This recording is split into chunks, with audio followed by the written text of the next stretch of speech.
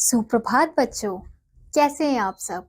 उम्मीद करती हूँ आप सब अच्छे होंगे। तो बच्चों, पिछली कक्षा में हमने पढ़ा था भाषा के बारे में।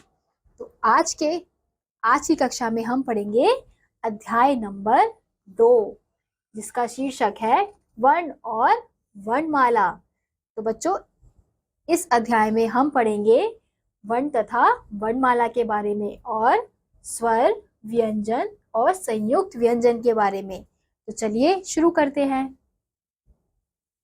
हम जो कुछ भी बोलते हैं उसमें कई ध्वनियां होती हैं। इस चित्र में एक लड़का अपनी छोटी बहन को बुला रहा है। बोलते समय उसके मुख से कुछ ध्वनियां निकल रही हैं। तो यानी कि इससे बताया गया है कि हम जो भी बोल रहे हैं वो क्या है, वो एक ध्वनियां होती है, यानी कि एक आवाज होती है। अब जैसे इस चित्र में दिखाया है कि एक लड़का अपनी बहन को बुला रहा है। कैसे? इधर आओ। अब इधर आओ को हम अगर अलग अलग इनके खंड करके लिखे तो किस प्रकार से लिखेंगे? ई जमा ध जमा अ जमा र जमा अ। क्या होगा? इधर। ऐसे ही दूसरा है आ जमा ओ, आओ। तो ये ई ध अ र अ आ ओ, ये क्या है? तो ये बच्चों हमारे वर्ण है। प्रत्येक ध्वनि को लिखने के लिए एक निश्चित चिन्ह होता है। ध्वनियों के ये निश्चित चिन्ह ही वर्ण या अक्षर कहलाते हैं। यानी कि अभी जैसे हमने देखा कि ये क्या थे? ये एक निश्चित चिन्ह है। इन्हीं को हम क्या कहते हैं? वर्ण या अक्षर। भाषा की सबसे छोटी इकाई को वर्ण या अक्षर कहते हैं। वर्ण के टुकड़े नहीं किए जा सकते। यानी कि भाषा की जो सबसे छोटी इकाई होती है उसी को हम क्या कहते हैं? उसी को हम वर्ण या अक्षर कहते हैं। क्यों? क्योंकि उनके हम और टुकड़े या खंड नहीं कर सकते। अब हम पढ़ेंगे वर्णमाला के बारे में। किसी भाषा के वर्णों के क्रमबद्ध और व्यवस्थित समूह को उस भाषा की वर्णमाला कहते हैं। हिंदी की वर्णमाला इस प्रकार है। तो यानी कि भाषा के जो वर्ण होते हैं उनके व्यवस्थित समूह को क्रमबद्ध तरीके से लिखा जाता है। उसी को हम क्या कहते हैं? उसी को हम वर्णमाला कहते हैं। और हिंदी की वर्णमाला इस प्रकार से लिखी जाती है, जिसमें सबसे पहले क्या आते हैं? सबसे पहले आते हैं स्वर, जैसे अ, आ, ई, उ, री, ए, ओ, ओ। तो ये क्या है? ये बच्चों हमारे स्वर है। अब अगला है व्यंजन। तो व्यंजन को किस प्रकार से लिखा जाता है? सबसे पहले लिखा जाता है क वर्ग। क वर्ग में कौन कौन से अक्षर आते हैं?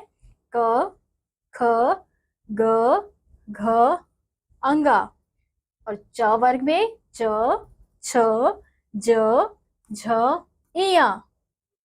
ट वर्ग में ट, ठ, ड, ढ, अड़ा। और त वर्ग में त, थ, द, ध, न। प वर्ग में प, फ, ब, भ, म। फिर उसके बाद य, र, ल, व, श, श, स, ह। तो बच्चों ये क्या है हमारे? ये हमारे व्यंजन है।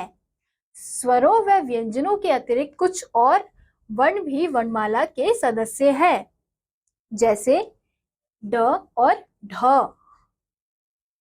इनका प्रयोग व्यंजनों की तरह ही होता है। ऐसे ही दूसरा है च, त्र, ज्ञ और श्र। इन्हें संयुक्त व्यंजन कहते हैं, क्योंकि ये दो व्यंजनों के मेल से बने हैं। तो यानी कि र और ढ है वो भी व्यंजन है।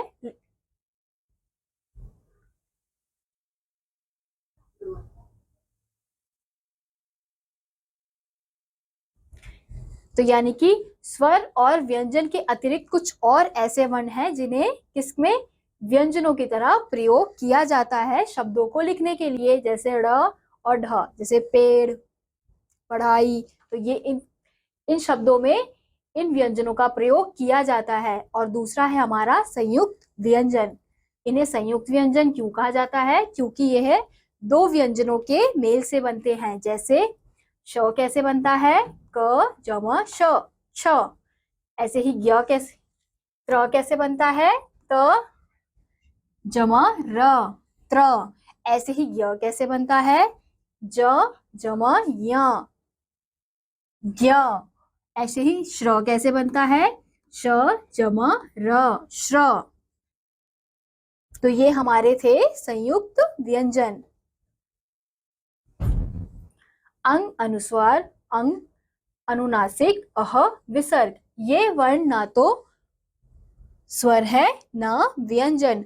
शब्दों को बनाते समय प्रायः इनके चिन्हों का प्रयोग किया जाता है। अब जो अंग, अंग और अह है वो क्या है? वो अंग क्या है? अनुस्वार। अंग क्या है? अनुनासिक। और अह विसर्ग।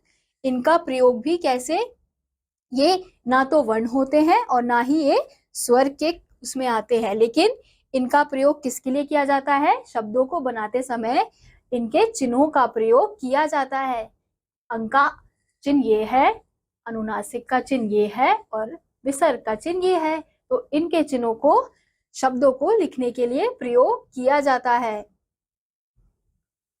अब आगे बढ़ते हैं। अब अगला है ज और फ।